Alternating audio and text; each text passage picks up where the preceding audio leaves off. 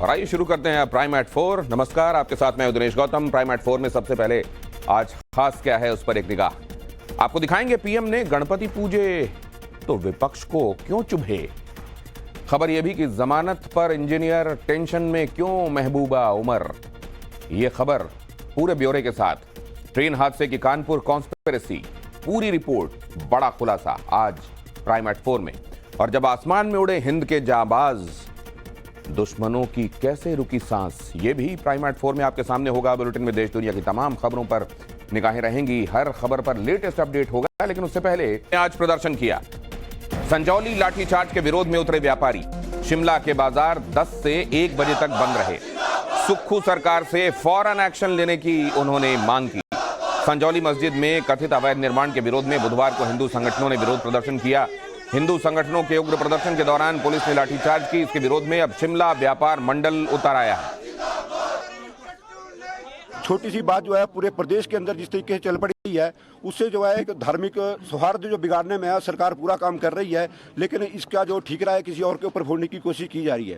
मेरी तरफ से जो है हम सरकार से मांग करते हैं कि जितनी जल्दी इसके लिए कार्रवाई करनी चाहिए उतनी जल्दी किया जाना चाहिए, ताकि जो है यहाँ पर धार्मिक सौहार्द जो है आपस में बना रहना चाहिए। और इस बीच हिमाचल के एक बड़ा बयान सामने आया है। विक्रमादित्य सिंह ने कहा कि संजौली में जो घटना हुई, सरकार ने उसे गंभीरता से लिया है और सरकार माहौल को ठीक करने का प्रयास कर रही है। सांप्रदायिक सद्भाव बनाए रखने की हर कोशिश की जा रही है। पिछले कल जो संजौली के अंदर एक प्रदर्शन हुआ, बड़े स्तर पर हुआ, और उसमें कुछ पुलिसकर्मी भी घायल हुए हैं, अस्पताल में हैं, और कुछ प्रदर्शनकारी भी उसमें घायल हुए हैं, वो भी उपचाराधीन हैं। हमने कल भी कहा था हमारी संवेदनाएं उनके साथ है, मगर कानून अपनी प्रक्रिया को पूरा करेगी और कर रही है। सरकार जो है वो कानून के हिसाब से चलती है। और मध्य प्रदेश के दमोह से ये खबर दे करने का ये हैरान करने वाला वीडियो आपके सामने रख रहा हूं। बाइक को सिर पर रखकर उफनती नदी पार की गई। जान को जोखिम में डालकर नदी पार कर रहे हैं लोग। नदी यहां पूरी तरह से उफान पर है। पुलिया पर 4 फीट से ज्यादा पानी है, लेकिन एक शख्स सिर पर बाइक रखकर सैलाब में उतर गया। शख्स की कमर से ऊपर आप देखिए पानी बह रहा है, लेकिन वो नदी पार करने की पूरी कोशिश में है। हर दिन कई लोग इसी तरह से जान जोखिम में डालकर इस नदी को पार करते नजर आते हैं। लोगों की लापरवाही किसी भी वक्त जान पर भारी पड़ सकती है। प्रशासन ऐसे लोगों पर सख्त भी है। हाल ही में पुल से पानी में होकर गुजरी एक बस का परमिट भी समाप्त किया जा चुका है, लेकिन फिर भी लोग हैं कि लापरवाही से बाज नहीं आ रहे। बहाव को पार करने की कोशिश कर रहे थे। उफनती नदी में बाइक समेत ये दोनों युवक बह गए। यहां आपको इन तस्वीरों में देखिए। वहां इसीलिए कहा जा रहा है कि कभी भी पानी को कम आंकते हुए ये नहीं समझना चाहिए कि इसको आसानी से पार किया जा सकता है। ऐसा ही कोई मिसकैलकुलेशन कब जान पर भारी पड़ जाए कोई नहीं जानता। और यहां पर यही हुआ है। यहां पर आप देख रहे हैं किस तरीके से नदी पार करने की कोशिश हो रही थी बाइक के साथ, और फिर कैसे बह गए दोनों ही सवार। और अब मध्य प्रदेश के बालाघाट से यह खबर देखिए। बालाघाट में भारी बारिश से हालात बिगड़ गए हैं। नाला पार कर रहा एक ट्रक पानी में बह गया। स्थानीय लोगों ने ड्राइवर को किसी तरीके से बचाया। यहां पर एक नाले को पार करने के क्रम में ये देखिए आप, ये ट्रक, और पीछे लोगों को ये अंदाजा हो गया था कि ये ट्रक बहेगा, और इसीलिए आवाजों में आप सुन रहे हैं पीछे जो पार्श्व पे आ रही हैं कि ये गया ट्रक गया। और फिर कुछ ही दूर में ये ट्रक पलटता हुआ दिखाई देता है। फिर सवारों ने, यहाँ पर मौजूद लोगों ने इस पर सवार एक जो ड्राइवर था उसको किसी तरीके से बचाया। सुनिए आवाजें और देखिए तस्वीरें।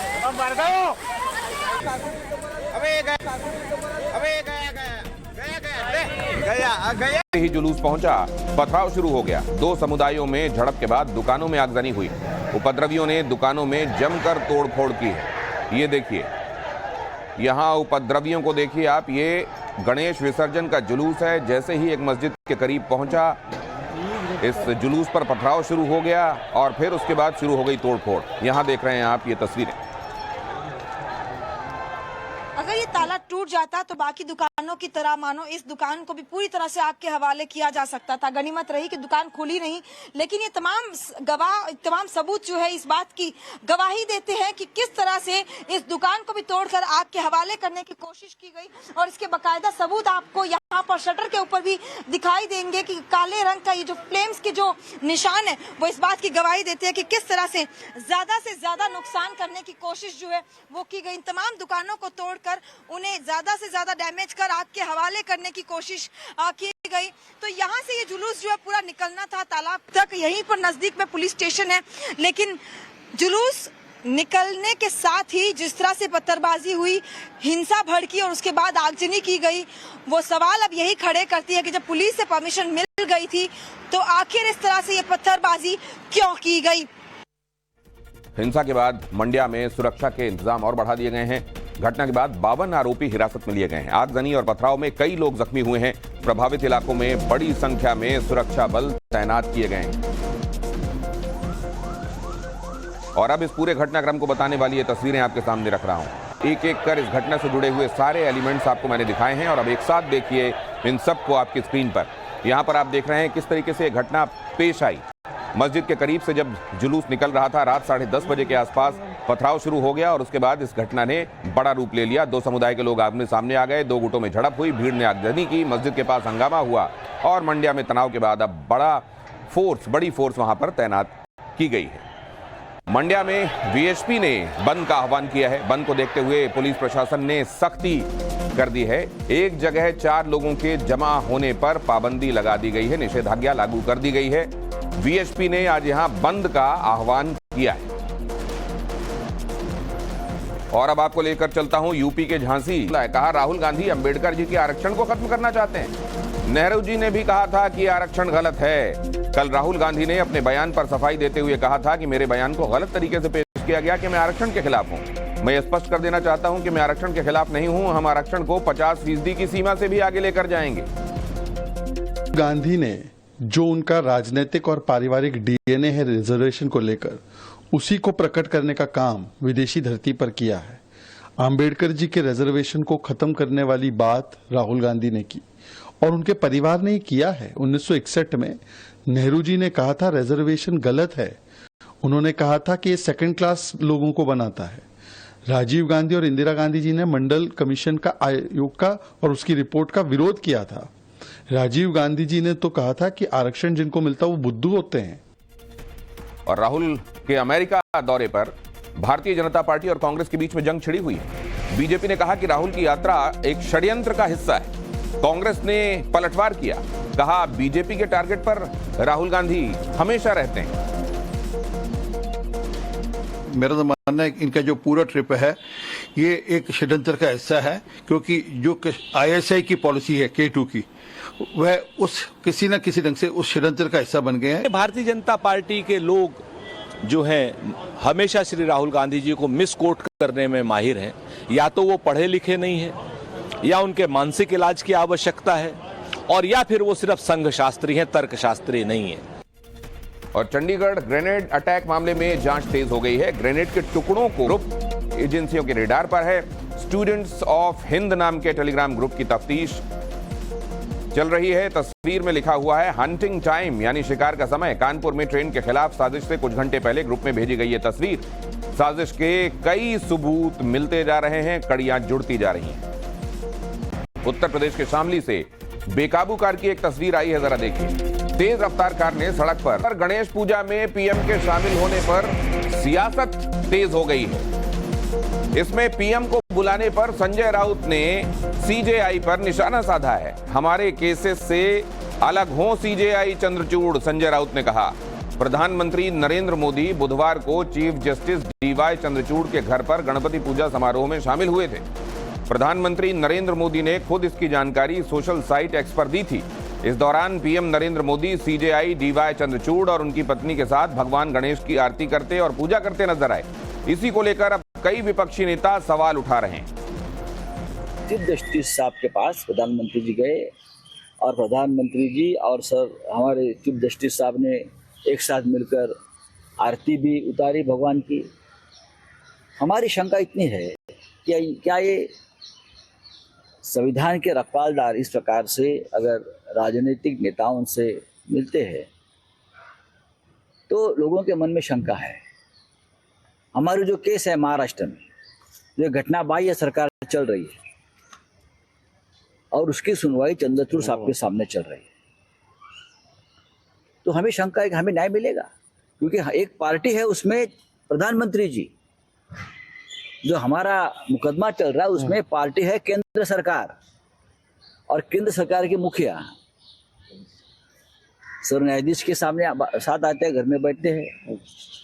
तो सर न्यायाधीश चीफ जस्टिस ने इस केस से अपने आप को अलग करना चाहिए। राउत के बयान पर भारतीय जनता पार्टी ने पलटवार किया है। बीजेपी नेता कृपा शंकर ने इस बयान को मूर्खतापूर्ण बताया। उन्होंने कहा कि मूर्ख बोलने के बाद सोचता है और विद्वान बोलने से पहले।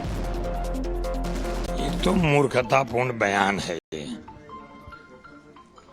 ये मैं कह सकता हूं कि मूर्ख बोलने के बाद सोचता है और विद्वान बोलने के पहले सोचता है। भारतीय जनता पार्टी के सांसद संबित पात्रा ने विपक्ष को घेरा है। संबित पात्रा ने विपक्ष को अतीत याद दिलाया है। पूर्व पीएम मनमोहन सिंह की इफ्तार पार्टी पर उन्होंने सवाल उठाए हैं। ये आपत्ति चीफ जस्टिस ऑफ इंडिया और प्रधानमंत्री के मिलने से नहीं है, ये आपत्ति गणपति पूजा से है।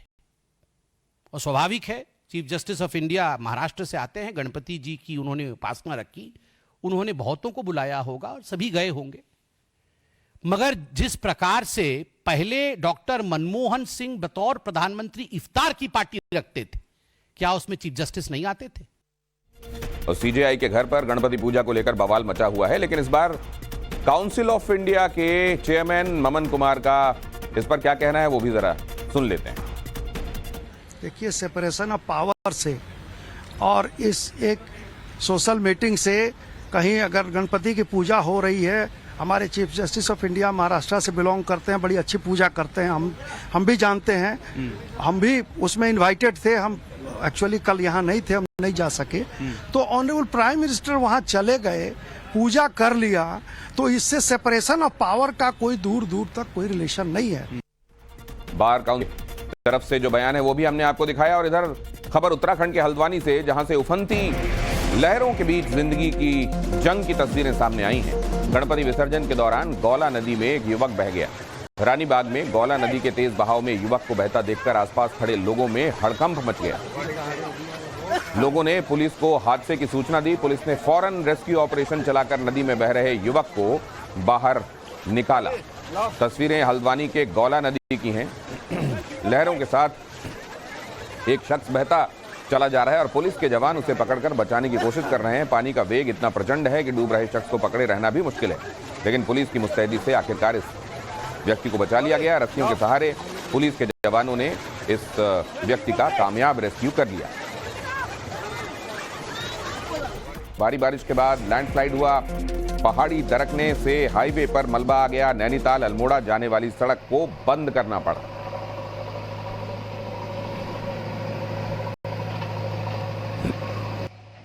दिग्गजों ने पर्चा भरा। दोपहर 3 बजे तक नामांकन भरने का समय था।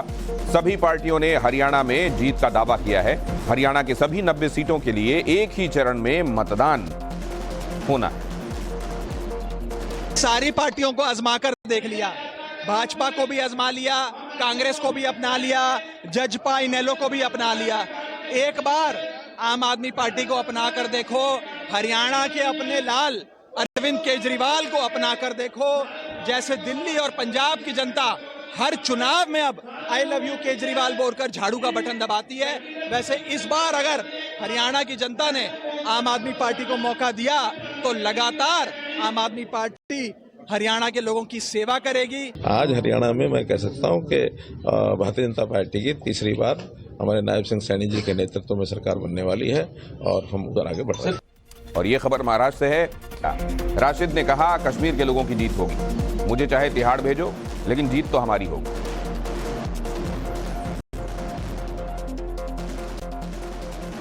मैं कश्मीर और कश्मीरियों को सिर्फ एक पैगाम देना चाहता हूं कि हम बिल्कुल कमजोर नहीं हैं। कश्मीर के लोगों की जीत होगी। जम्मू कश्मीर के लोग सच्चाई पर हैं और मोदी जी ने, नरेंद्र मोदी ने 5 अगस्त 2019 को जो भी फैसले लिए वो हमें हरगिज मंजूर नहीं है। उसके लिए चाहे इंजीनियर रशीद को तिहाड़ भेजो या आप उससे भी कहीं आगे भेजो, चाहे जो मर्जी है वो कर लो, जीत हमारी होगी।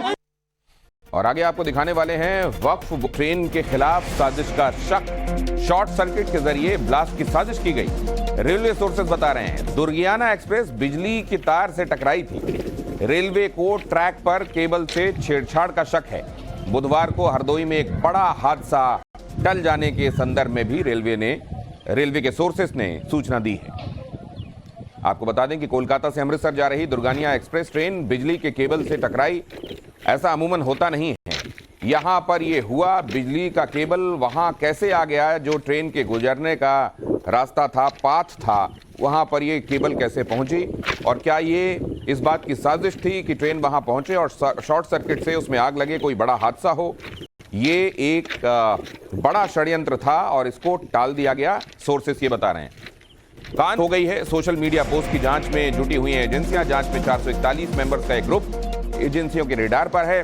स्टूडेंट्स ऑफ हिंद नाम के टेलीग्राम ग्रुप की तफ्तीश चल रही है। तस्वीर में लिखा हुआ है हंटिंग टाइम, यानी शिकार का समय। कानपुर में ट्रेन के खिलाफ साजिश से कुछ घंटे पहले ग्रुप में भेजी गई ये तस्वीर। साजिश के कई सबूत मिलते जा रहे हैं, कड़ियां जुड़ती जा रही हैं। गर्मा गई है। बीजेपी ने एआईएमआईएम चीफ के बयान का पुरजोर विरोध किया है। वक्फ बोर्ड को जमीन हड़पने वाला बोर्ड बताया है। बीजेपी विधायक हरिभूषण ठाकुर ने इस बात को लेकर बड़ा हमला बोला है। कांग्रेस ने भी एआईएमआईएम चीफ के बयान को गलत करार दिया है। वक्फ बोर्ड पर जेपीसी की बैठक में फैसला होगा, पवन खेड़ा ने यह बात दोहराई।